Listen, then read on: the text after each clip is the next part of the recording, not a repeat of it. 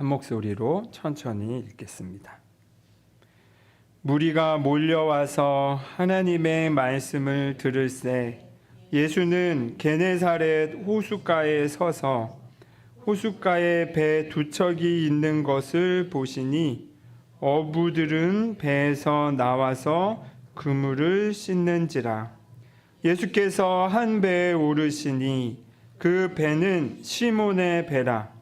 육지에서 조금 떼기를 청하시고 앉으사 배에서 무리를 가르치시더니 말씀을 마치시고 시몬에게 이르시되 깊은 데로 가서 그물을 내려 고기를 잡으라.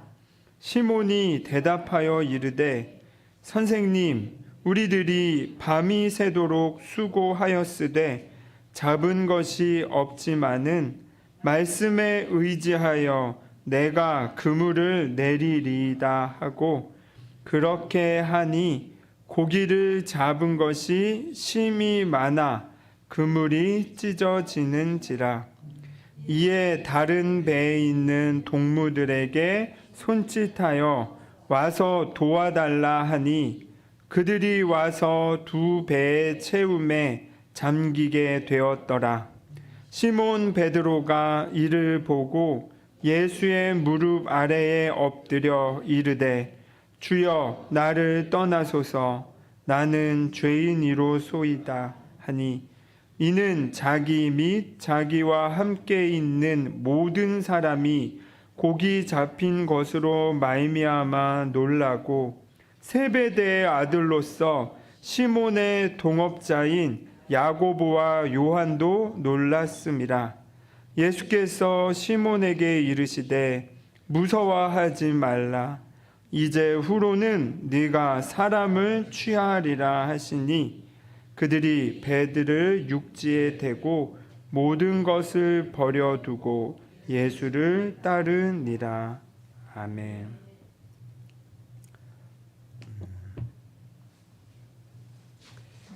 제가 모름이라는 주제로 설교를 한 적이 있어요. 그래서 내가 이걸 언제 했지 하고 막 찾아봤더니 우리 교회 제가 처음 그러니까 이제 담임 목사 청빙이 공동회에서 결정되기 전에 처음 여러분에게 와서 설교하던 날 했던 설교더라고요. 그러니까 내가 그걸 그렇게 이런 주제로 처음 얘기했다고 이렇게 의아할 만큼 생각보다 좀 시간이 지났었어요. 그때는 모름을 아는 지혜, 은총의 시작 이런 제목으로 했습니다. 유튜브에 다 있습니다, 여러분. 제가 그래서 내가 뭐라고 말했지 하고 이렇게 이제 오랜만에 다시 듣는데 세상에나 이런 명설교가 없는 깜짝 놀랐어요. 내가 이런 정도의 설교를 했단 말이야. 농담 반, 진담 반이에요. 농담이라 하면 그냥 우스갯소리로 하지만 진담이라 하면 그래도 하나님이 나를 통해서 이런 말씀을 하셨구나에 대한 믿음 때문에 또 진담이라고도 하는 말입니다. 그러니까 저의 잘남이 아니에요. 그때 그 이야기와 오늘 이야기가 좀 비슷한데 약간 강조점을 다르게 두고 여러분과 나누고 싶어요. 이 지난주에 마음과 생각을 지키는 교회 우리 퓨어로 한다고 이제 말씀드렸어요. 오늘 김강희 집사님께서 기도에도 잘 담아 주셨어요. 이게 잠언 4장 23절에 그 무엇보다 너는 네 마음을 지켜라. 그 마음이 바로 생명의 근원이기 때문이다. 그리고 그런데 이 마음을 지키는 게 생각을 지키는 게 쉽지 않다. 그래서 또 잠언 16장 32절에서는 자기의 마음을 다스리는 사람은 성을 점령한 사람보다 낫다. 이렇게 얘기했다고 했죠. 그러니까 그만큼 어려운 일이라는 거예요. 그리고 우리가 그동안 오래 나눴던 산상설교도 마음을 잘 다루는 거, 그것이 바로 진짜 너의 사람 됨됨이를 갖추는 거고, 그게 바로 하나님이 온전하듯이 지 너도 온전해지는 길이다. 이렇게 마음에 대해서 성경은 이미 강조를 많이 하고 있다.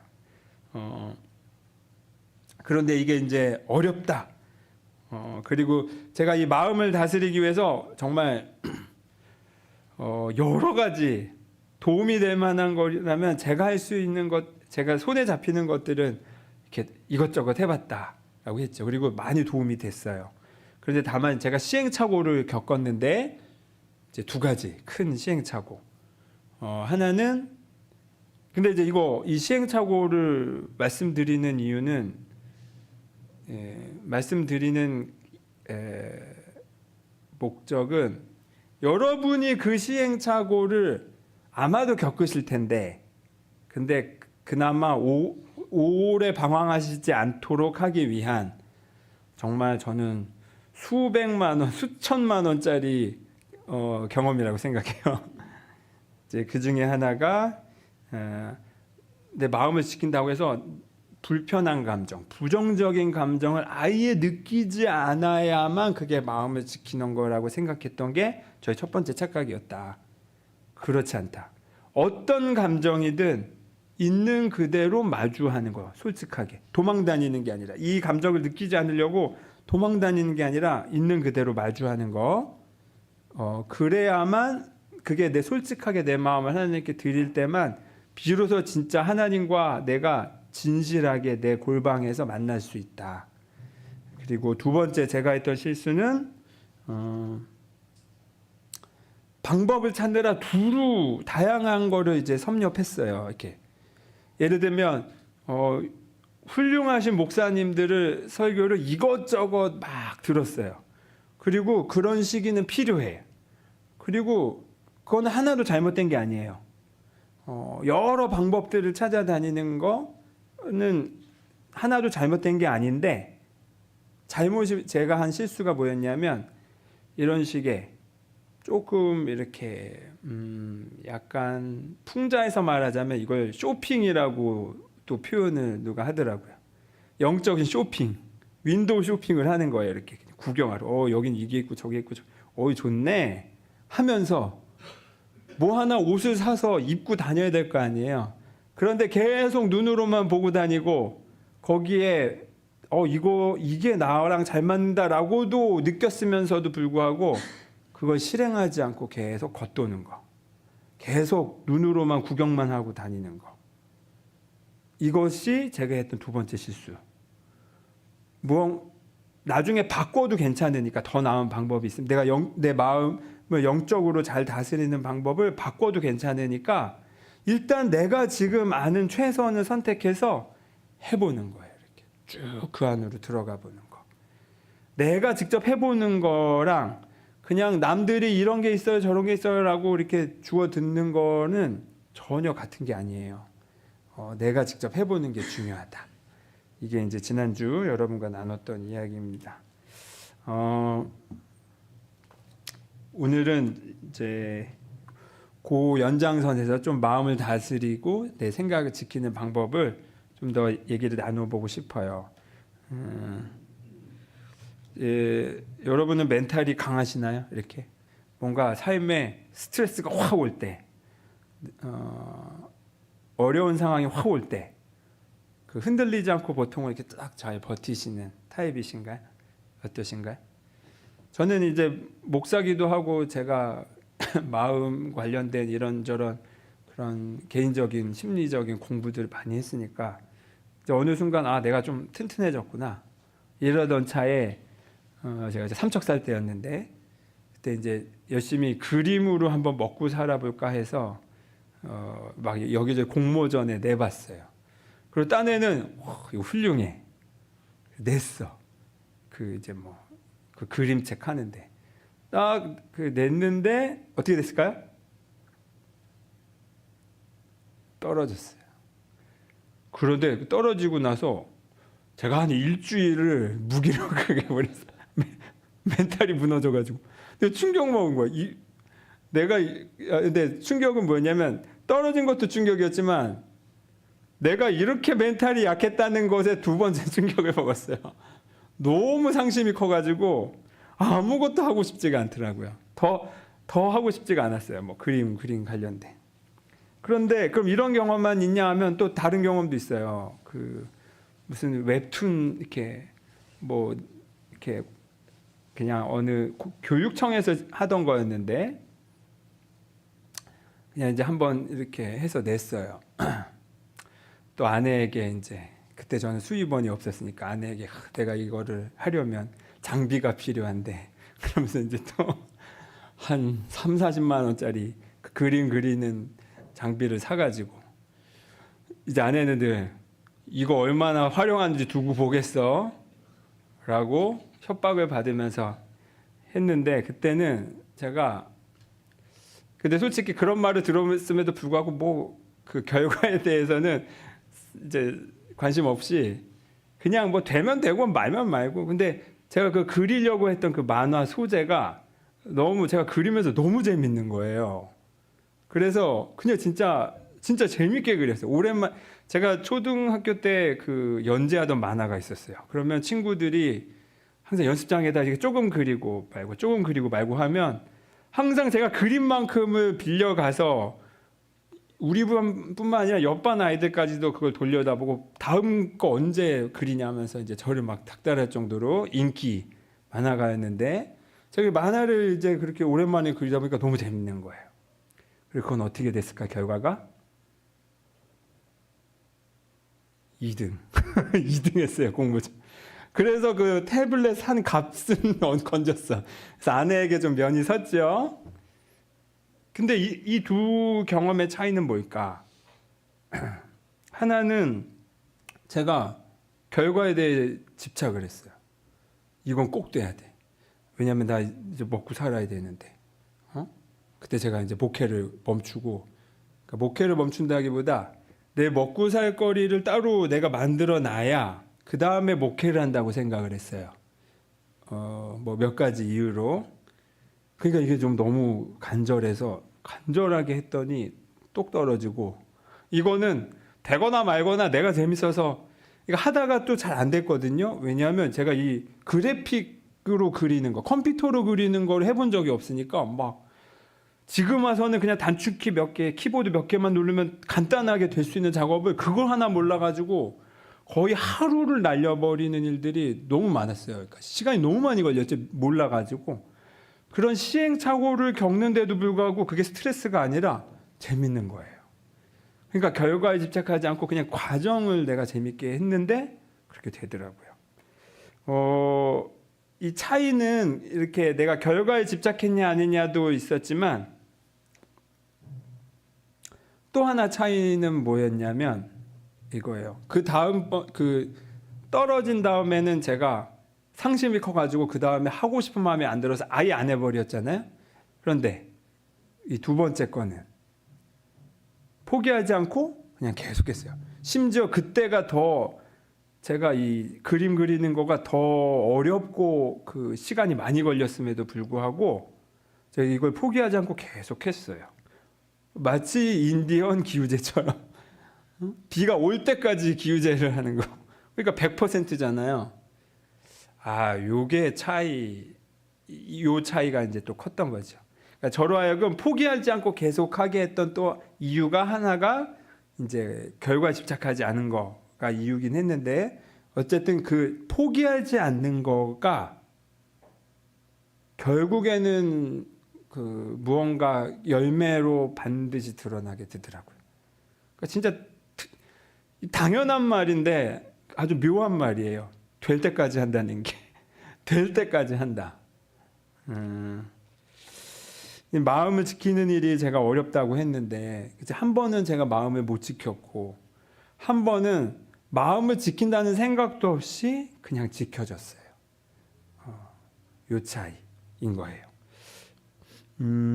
우리는 이렇게 마음이 무너지는 여러 상황들이 스트레스 상황이 여러 상황들이 있잖아요. 갑자기 병을 앓거나 아니면 사랑하는 사람과 사별을 해야 할 때 혹은 경제적인 풍파를 맞아서 갑자기 내가 지금 누리고 있는 모든 게 다 날아가 버린다고 생각할 때 여러분 집 날려보셨나요? 저희 아버지 날려보셨거든요. 근데 그때 제가 군대에 있느라 아버지가 저한테 말을 안 해주신 거예요. 그래서 이사를 했다는 거를 나중에 알았어요. 제가 그 철원에서 군 생활하고 있을 텐데 그때 아버지의 마음이 얼마나 그러셨을까. 평생을 가정을 위해서 사셨는데 그때 그 마음이 무너지는 경험들. 또 내가 그런데 심지어 책임져야 하는 식솔들이 있을 때 그 마음은 더 크게 무너지겠죠. 또 아무도 도와주는 이가 없이 혼자라고 느껴질 때, 이럴 때 마음 지키기 진짜 어려워요.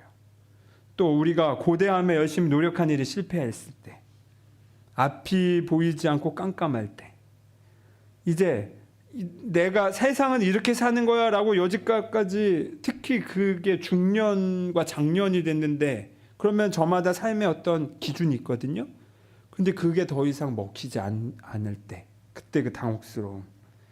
그래서 이제 어찌해야 될지를 모를 때, 심지어 신앙적으로 내가 그동안 내가 알던 것들, 신앙생활을 이렇게 하는 거야 라고 했던 것들마저도 지금 닥쳐온 이 괴로움 앞에서 아무 힘을 못 쓰는 것처럼 느껴질 때, 이때 정말 괴롭고 난감해요. 이런 거를 운동선수들이 뭐라고 표현하나요? 뭐에 빠졌다? 슬럼프에 빠졌다라고 하잖아요. 정말 열심히 해왔는데 내가 그동안 잘 해오던 것들이 갑자기 더 이상 진행되지 않고 정체된 것처럼 느끼거나 아니면 후퇴한 것처럼 느껴질 때, 그래서 당혹스러울 때, 그때 그 슬럼프를 어떻게 다루냐가 그 선수의 이제 생명의 그 절대적인 기로점이 되잖아요. 거기서 이제 내려놓거나 아니면 뚫고 가거나. 근데 이 뚫고 간다는 것도 그때 돼서야 아는 거지, 슬럼프인 과정에서는 이게 뚫어질지 안 뚫어질지를 알 수가 없어요. 그러니까 굉장히 막막한 때인 거예요. 이때 우리가 해야 할 일은 뭘까? 이 얘기를 지난번에 아마 여러분과 나눴는지 모르겠어요. 저는 항상 이 슬럼프 하면 기억나는 게 박지성 선수예요. 박지성 축구 선수 다 아시죠? 박지성 선수가 대화의 희열이라는 그 토크 쇼에 나와서 이렇게 자기 이야기를 한 적이 있는데, 그 뭐랄까, 주류가 아닌 선수가 히딩크 감독 덕분에 국가 대표로 발탁돼서 정말 최고의 기량을 보여주고, 히딩크 감독을 따라서 그 유럽의 팀으로, 그러니까 먼저 일본의 제1리그에 가서 거기서 그 하위 팀을 1등을 만들어 놓고 그 다음에 유럽으로 히딩크 감독 따라서 이제 아인트호벤 팀으로 갔어요.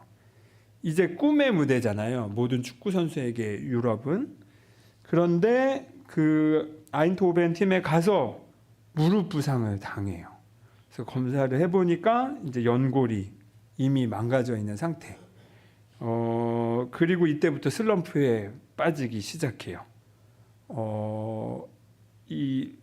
그래서 박지성 선수가 뭐라고 표현하냐면, 나에게 패스가 오는 게 두려웠다라고 이렇게 표현하더라고요. 그 토크쇼에서.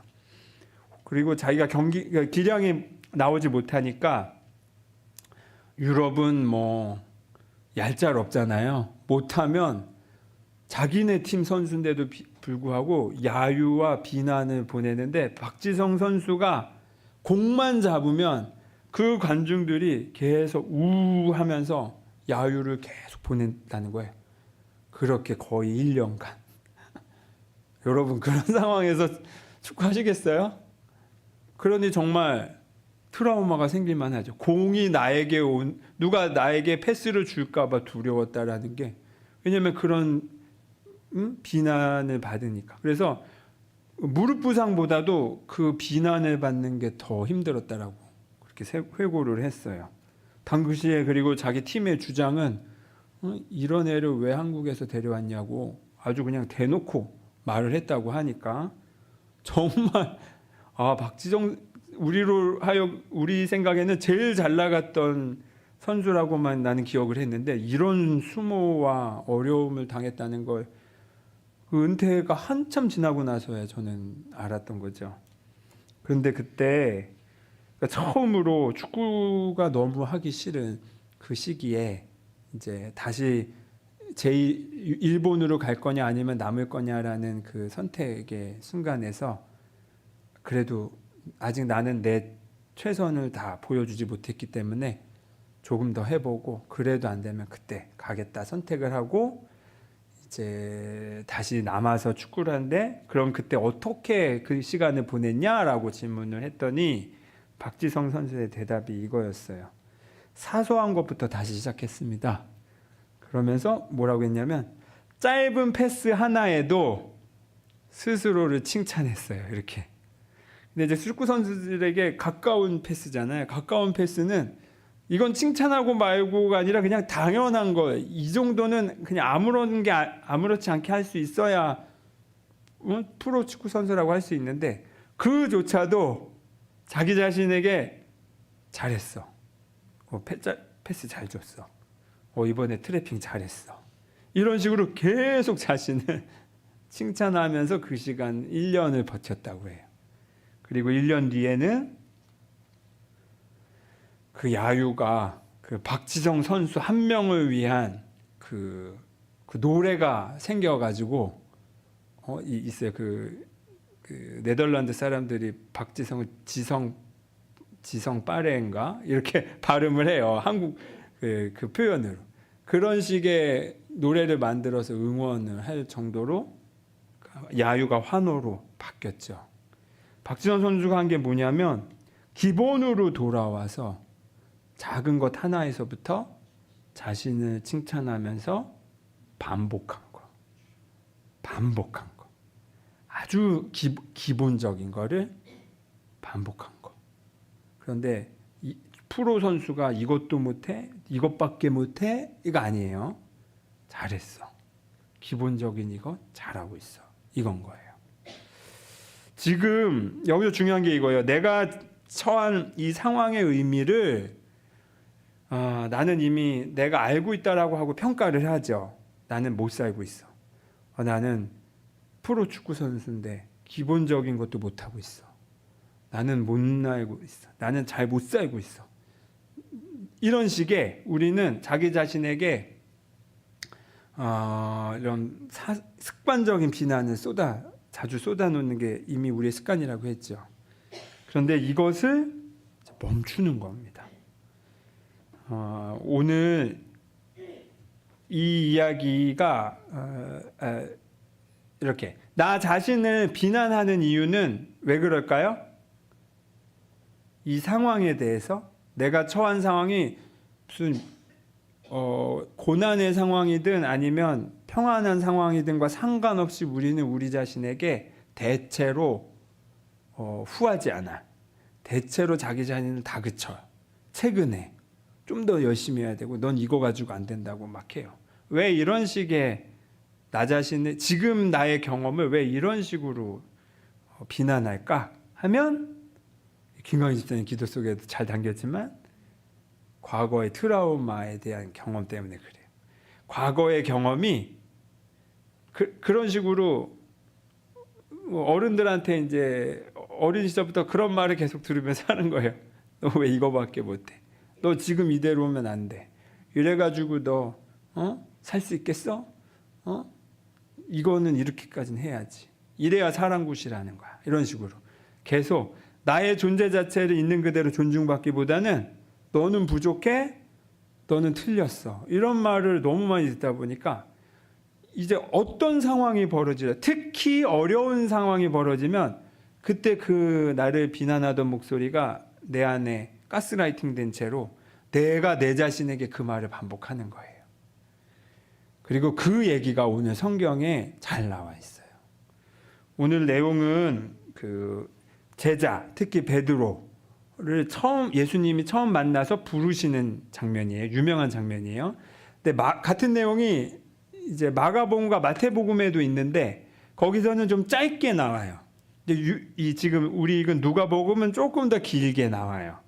근데 그 긴 내용이 뭐냐면 예수님이 이제 당신의 말씀 가르치시는 걸 시작하셨어요. 그래서 사람들이 많이 모였어요. 한 번은 이 게네사렛 호숫가에서 말씀을 전하시다가 배가 두 척이 있어서 그 중에 한 척을 무태에서 떨어뜨리게 한 다음에 거기에 올라가셔서 가르치셨다라고 돼 있어요. 근데 그 배가 누구의 배입니까? 시몬 베드로의 배예요. 이게 재밌죠? 왜 무태에서 조금 떨어뜨리라고 했을까?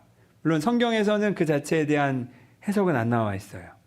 그런데 저는 이게 어떤 의미로 읽혀져요. 근데 이 얘기는 좀 뒤로 하고, 그 다음에 가르치신 다음에 예수님이 이제 베드로에게 말을 해요. 자, 저기 깊은 곳으로 가서 그물을 던져서 고기를 잡아봐라. 그런데 베드로가 뭐라고 대답합니까? 밤새, 그 5절에 선생님, 우리들이 밤이 새도록 수고하였으되 잡은 것이 없습니다. 이미 거기는 우리가 밤새도록 잡아봤습니다. 안수배 지사님 투망 던지시잖아요. 어디에다 던져야 되는지 나만의 장소 알고 계시죠? 그리고 집사님 말씀해 주셨는데 저는 몰랐는데 각 종류마다의 그 투망이 따로 있대요. 어떤 고기가 오냐를 딱 보고 그 투망을 꺼내서 던지신다고 해요. 그리고 그 고기가 오는 포인트가 있을 거 아니에요. 지금 여기서 누가 어부입니까? 예수님은 그 성경에서 목수라고 나와 있어요. 여기서 누가 어부예요? 베드로가 어부예요. 전문가는 베드로예요. 그리고 이미 평생을 그 호숫가, 그 게네사렛이라고는 하지만 이제 다른 말로 갈릴리 호수예요. 평생을 내가 여기서 지금 물고기 잡고 있는데 내가 그물밥만 몇 년인데 지금 뭔 얘기하는 거야? 지금 이런 상황이에요. 그런데 베드로가 제가 이미 허탕을 쳤지만 말씀에 의지해서 내가 한 번 더 하겠습니다라고 했고 그물을 던졌더니 그 두 배에 한 배가 안 돼가지고 막 친구한테 와서 도와달라고 했는데 그 배들이 가라앉을 정도로 많이 잡았다라고 해요. 그러니까 깜짝 놀란 거죠. 지금 그 자리에 있던 사람들이 특히 베드로가 깜짝 놀라서 무트로 올라와서 예수님께 뭐라고 합니까?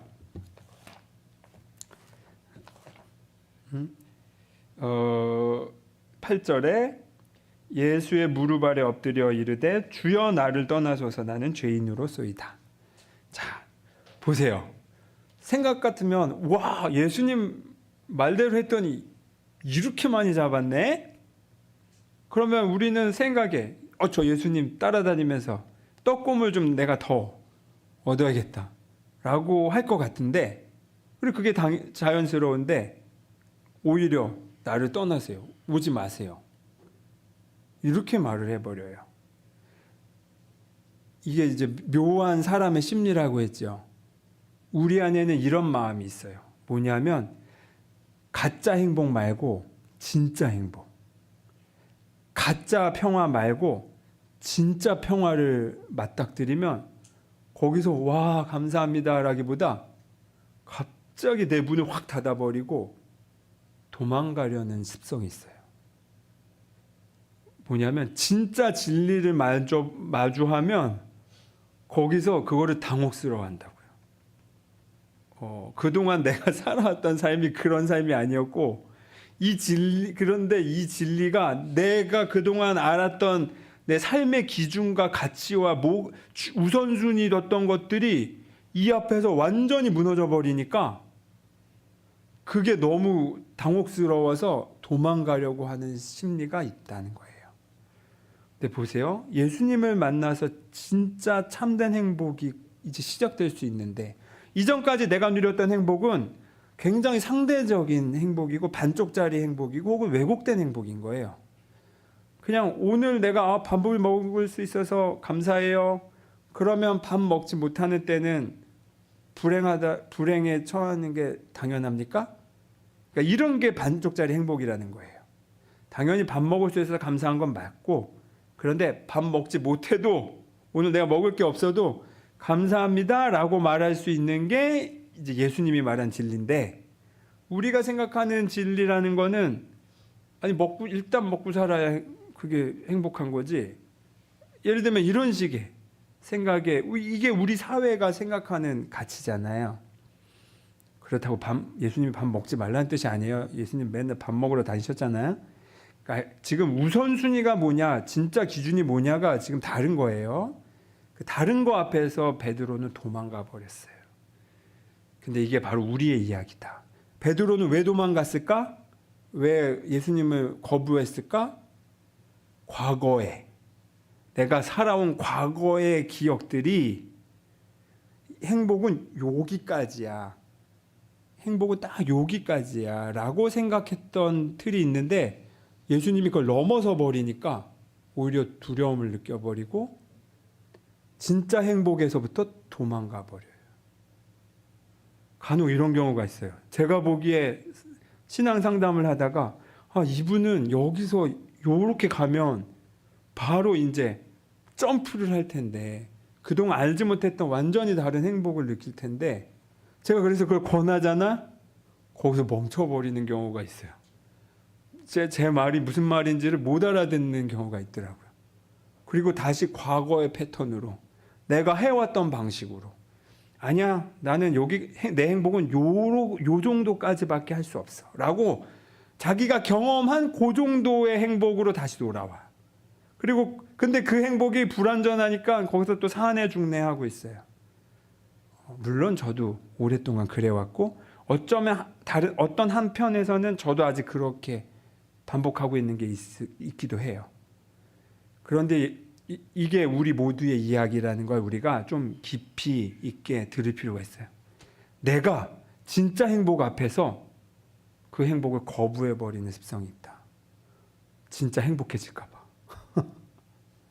진짜 행복해질까 봐. 왜냐하면 내 무의식 속에 아니야, 내 삶은 불행할 수밖에 없어 라는 게 나도 모르게 깊이 박혀 있어요. 그래서 자꾸 그 불행의 습관의 선택들을, 과거의 트라우마에 잠식당한 나의 경험으로 자꾸 돌아가서 자꾸 그 선택을, 이미 그렇게 선택했을 때 내 삶이 얼마나 불행했는지를 알매도 불구하고 자꾸 그 선택으로 돌아가요. 이게 진짜 미치고 환장할 노릇인 거예요. 이게 내가 머리로는 알아도 내 불안이 자꾸 글로 돌아가게 돼요. 저는 이게 영적인 슬럼프라고 말하고 싶어요. 영적인 슬럼프. 나도 모르게 이미 머리로는 아니라는 걸 알면서도 과거의 상처와 경험이 전부라고 생각하고는 자꾸 거기로 돌아가는 거. 그래서 저는 제가 기도하는 것 중에 하나가 이거가 있어요. 제 마음을 다스리는 기도 중에 하나가 이거예요. 지금 내가 보고 있고 알고 있고 옳다라고 해석하고 있는 것이 실은 그렇지 않을 수 있다. 내가 아는 게 아니라 모르는 것일 수 있다. 내가 이게 옳아라고 생각했던 게 하나님 편에는 하나도 이제 아무것도 모르는구나 라는 것일 수도 있다는 거예요. 그래서 이거 다 놓아버리는 거예요. 심지어 불안한 것조차, 내가 지금 불안을 느끼는 이유는 왜 그런가요? 요렇게 해야 행복하고 요렇게 하면 불행해 라는 어떤 내 안의 기준이 있어서 그 기준에 대부분 들지 못해. 내 삶이. 돈이 좀 더 있어야, 내가 계속 직업이 있어야, 아니면 내 건강이 완벽해야 나는 행복해 라는 것도 우리가 실은 잘못 알고 있는 믿음인 거예요.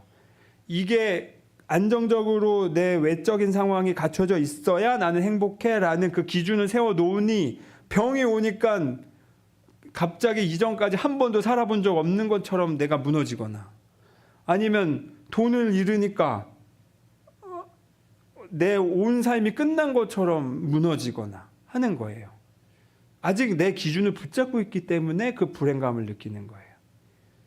베드로가 지금 그런 거죠. 나는 행복할 수 없어. 근데 진짜 행복이 와버리니까 깜짝 놀라서 어찌할 바를 모르고 날 떠나세요 라고 하는 겁니다. 거기다 대고 예수님은 뭐라고 하시나요? 그러거나 말거나 예수님은 당신의 이야기를 하세요. 그러면서 무서워하지 말아라. 10절에 무서워하지 말아라. 이제 후로는 네가 사람을 취하리라. 이거 원어 그대로 하면 사람의 어부가 되게 하겠다라고 그 표현을 하세요. 사람을 낚는 어부가 되게 하겠다. 무서워하지 말아라. 지금 네가 알고 있는 게 전부라고 생각하지 말아라. 너는 모르고 있어. 그리고 그 모름을 받아들이는 게 겸손이야. 네가 다 안다고 생각하지 마. 네가 지금 기준을 세운 게 그게 전부라고 생각하지 마. 하나님의 기준은 달라. 완전히 달라. 완전히 차원이 달라. 그러니 너 기준에 들지 않더라도 네 기준 때문에 행복하거나 네 기준 때문에 불행하다고 하더라도 그때 행복도 그때 불행도 온전하지 않아. 하나님의 기준은 완전히 달라. 거기까지 와야 돼. 그래서 오늘 설교 제목을 유쾌한 무지라고 했어요. 내가 모르는 게 내가 그동안 내가 살면서 이게 옳은 거야 라고 기준을 삼아서 여기까지 왔는데 그 내 삶이 더 이상 통용되지 않을 때 내가 알고 있는 게 삶은 이렇게 사는 건 줄 알았는데 먹히지가 않네. 이제 어떻게 해야 되지 하고 당혹스럽고 불안하고 막막할 때 오히려 그때가 은혜의 순간이다. 제가 거의 3년 전에 첫 설교 때 내가 모른다는 걸 아는 거가 은총의 시작이다. 그때 그렇게 설교를 했어요. 하나님, 비로소 내가 알고 있는 건 너머에 하나님이 작용하시는 그 힘과 원리를 비로소 내가 경험할 수 있는 시작점이다라는 거예요. 불안하지만 그 불안에 잠식당하지만 말고 기도를 하고 하나님 이제 어떻게 하실 건가요? 제가 일단 하나님의 그 흐르는 강물에 나를 맡겨봅니다. 라고 하는 거예요. 근데 여기서 우리는 그쪽으로 나가지 못하고 포기해버리죠. 그래서 과거의 패턴으로 돌아가거나 아니면 내 신앙이 거기서 어떻게 작용을 하고 어떤 도움을 줄지 적용을 잘 못해. 그래서 여러분에게 권하고 싶은 건 뭐냐면 기본으로 돌아가서 반복하라는 거예요. 박지성 선수처럼. 짧은 패스 하나에도 나 자신을 칭찬했어요. 그리고 여러분에게 제안하고 싶은 기본은 이거예요. 우선 고난이 왔구나. 내가 아는 게 나 이제 모르겠다. 어떻게 해야 되는지. 그 모름에 대해서 감사하게 받아들이는 거. 그리고 이제 하나님이 내가 모르는 지혜와 은총을 쏟아주시려고 하시는구나. 내가 이제 내 알고 있던 거를 멈추고 새로운 하나님의 은총을 배울 때구나. 이렇게 내 생각을 전환시키는 거예요. 그리고 나서 기본을 반복하는 거예요. 기본을 반복하는 거. 저는 그 기본을 반복하는 대표적인 하나가 첫째로 감사하기. 이제 이거는 제가 여러 번 강조했으니까 더 얘기하지 않겠습니다. 우리 매 첫 번째 수요일 날 감사 나누기를 하고 혹은 구역 모임 때 하죠. 이 시간을 여러분 소중히 생각하시고 꼭 하세요. 가장 좋은 건 매일 시작할 때마다 감사의 말로 시작하고 감사의 말로 마치는 거. 이거 해보세요. 기본을 반복하기. 근데 반복하지 않아서 우리는 그 다음에 또 다른 새로운 쇼핑을 시작해요. 다른 목사님 설교 찾고 다른 뭐가 안 돼. 그때 순간만 좋아. 반복하지 않으면 도루묵이에요. 실제 그 옷을 입어야 한다고 했잖아요.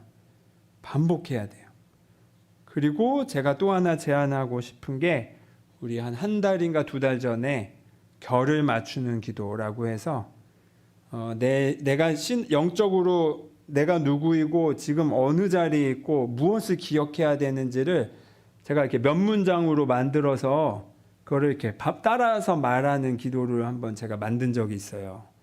그거를 제가 이번 주 중에 영상으로 만들어서 여러분께 공유 드릴게요. 그래서 그것을 매일 시작할 때마다 혹은 마음이 흔들릴 때마다 그냥 따라서 말하기. 생각해서 말하지 않고 그냥 따라서 말할 수 있도록 진짜 밥상 다 차려서 숟가락을 퍼서 입 앞까지 제가 갖다 드릴 테니까. 근데 입을 벌리고 말고는 여러분의 선택이니 그거는 여러분의 몫이에요. 기본을 반복하기. 이것이 마음을 지키는, 특히나 내가 알고 있던 삶이 무너졌을 때, 이제 신앙적으로도 더 이상 어떻게 해야 될지 모른다고 느낄 때 쇼핑하기보다는, 쇼핑이 잘못된 건 아니에요. 그건 필요하면 계속하세요. 그런데 꼭 해야 되는 건 기본을 반복하기.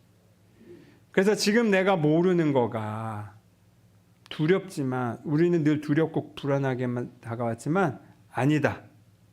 이것은 이제 유쾌한 일이다. 하나님이 당신의 일을 시작하실 테고 내가 거기서 이제 그거를 알아보기로 작정했으니까. 이것이 마음과 생각을 지키는 한 방법으로서 여러분과 제가 같이 실천하고 싶은 방법이에요. 이제 요거를 결을 맞추는 기도 영상을 만들고 여러분과 공유하면 제가 카톡방을 하나 만들어서 이것을 매일 인증하면서 반복하려고 해요. 그때는 여러분께 다시 공지를 하겠습니다. 여러분 많은 참여를 바라겠습니다. 기도하겠습니다.